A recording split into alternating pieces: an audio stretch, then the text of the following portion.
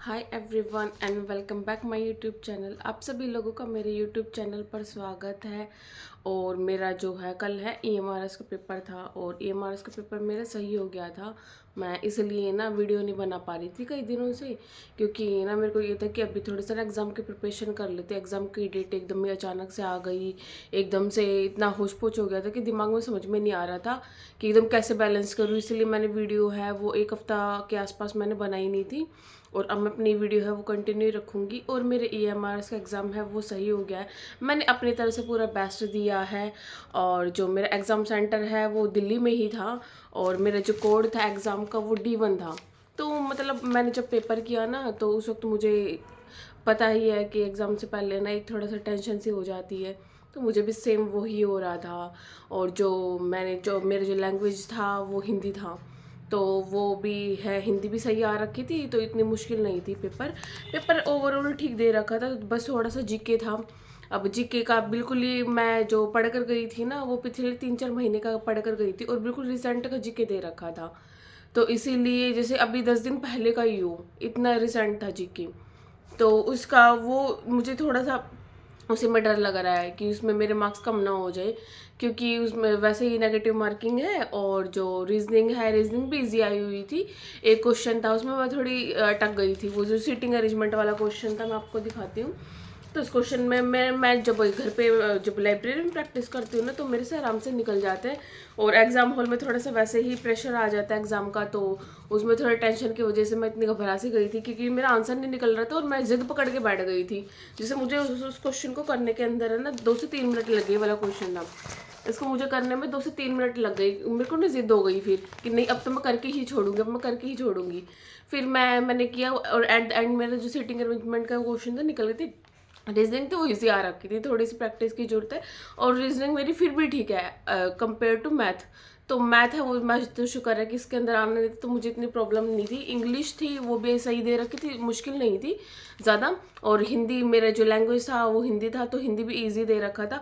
Overall जो मेरा exam है ना वो सही हो गया और अब बस होप है भगवान से कि बस ये मेरा एग्ज़ाम क्लियर हो जाए और इसके बाद मैं टीयर 2 की तैयारी करूँ।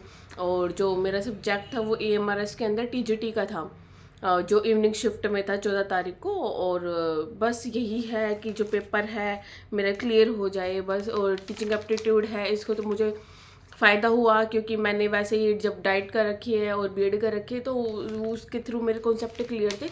और थोड़ा सा जो टीचिंग एप्टीट्यूड था ना इसके अंदर जो लैंग्वेज थी वो थोड़ी सी वो बड़े बड़े स्टेटमेंट दे रखे थे जिसको पढ़ने में बहुत टाइम लग रहा था। और सबसे बड़ी बात ये थी कि मुझे ना ऐसे वो लगने लगा कि कभी मेरा पेपर है ना कंप्लीट ना हो पूरा टाइम से।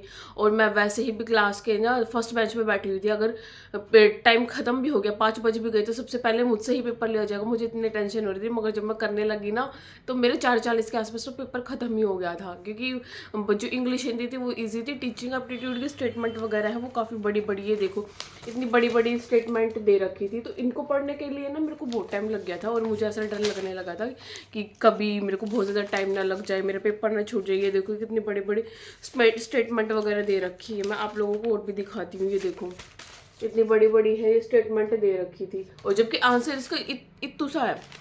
मगर ये चीज़ देखने के लिए कि कौन सी चीज़ ट्रू पूछ रखी है या फॉल्स पूछ रखी, इसको बहुत ज़्यादा ध्यान में रख के करना है। और मैंने ऐसे ही किया था, ये मैं दिखाती हुई देखो, जैसे ये वाला क्वेश्चन था, इसके अंदर क्वेश्चन है, क्वेश्चन के बारे में इसके अंदर ट्रू पूछा गया है, तो मैंने बॉल पेन से मैंने ना हाईलाइट भी कर देते कि ट्रू के ऊपर करेक्ट करना कि ट्रू पूछा गया है, कभी मैं रोंग को ना देख लूँ। मैंने ऐसे ही अपना पेपर है वो किया था। और जो मैंने एलिमिनेशन मेथड के थ्रू है वो अपना पेपर किया था, तो मेरा ओवरऑल ठीक हो गया। बस भगवान से दुआ है कि बस मेरा एग्ज़ाम है वो क्लियर हो जाए और मैं टीयर 2 की करूँ तैयारी। और अभी है, मैंने देखा कि ना अभी आज ही मैंने न्यूज़पेपर के अंदर देखा कि एस्टेट के एग्ज़ाम की डेट भी आ गई है। सारी चीज़ें एकदम इतनी सारी हो गई है कि अभी केवीएस का एग्ज़ाम भी है जनवरी के अंदर, उसकी भी तैयारी भी मेरी चल रही है। पर मुझे इतनी टेंशन हो रही है कि इस वक्त क्या करूँ क्या ना करूँ है। बट ये है कि अब मैं अपनी कंटिन्यू है वो अपनी पढ़ाई जारी रख रही हूँ, और बस ये अभी बस KVS है वो हर हालत में निकालना है, चाहे किसी के अंदर भी है, एक मेरा सिलेक्शन हो जाए, बस हो जाए, भगवान से मेरी यही दुआ है। और अपना मैं वीडियो है वो कंटिन्यू रखूँगी, और आप लोगों की कोई क्वेरी है तो आप मुझसे पूछ सकते हैं। वीडियो देखने के लिए थैंक यू सो मच, और मेरे चैनल को सब्सक्राइब कीजिएगा। बाय।